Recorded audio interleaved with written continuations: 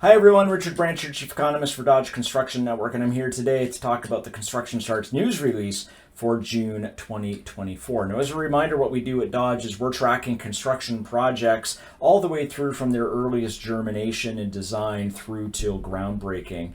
And the data that we're talking about today is essentially just the sum of all the projects that broke ground during the month. And again, we put the full dollar value of the project in the month that it breaks ground.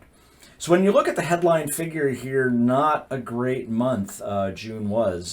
Construction starts fell 19% month over month. But really, here's where you need to kind of pump the brakes and you need to start looking at the details to see what really happened in the month. And to figure out where that decline came from, you really need to go back to May and look at the utility gas sector. Utility gas starts in May, so the previous month rose just about 300% due to the start of two mega projects, an offshore wind farm, as well as an LNG plant. You take those mega projects out of May, and that 19% decline in June is more like a 3% decline, so a little more tolerable. So again, you got to make sure when you're looking at data that you're taking data not as an individual point, but you're looking at the trend overall as to where starts are coming out.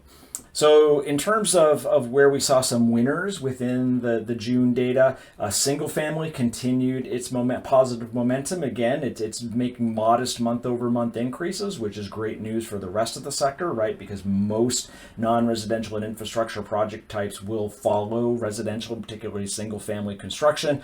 Offices had a great month, but that was really due to data center starts. Elsewhere, we did see manufacturing fall. We did see healthcare and education fall as well. So if we look over the past couple of months and we take out those mega projects like that wind farm and that LNG plant, you look at starts, they're kind of bouncing along and not really showing a lot of forward momentum. And I think that makes sense, right? If you're an owner and you're a developer and you're looking at the macroeconomic landscape and you're looking at the fact that the Fed is likely to start cutting rates later this year. In our forecast, we have that first rate cut in September.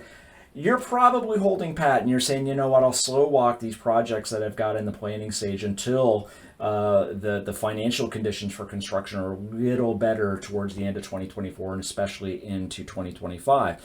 And I think what's backed up by that is if you look at the Dodge Momentum Index, which tracks those non-residential building projects when they first enter planning in our database, that's been pretty steady over the past couple of years or so.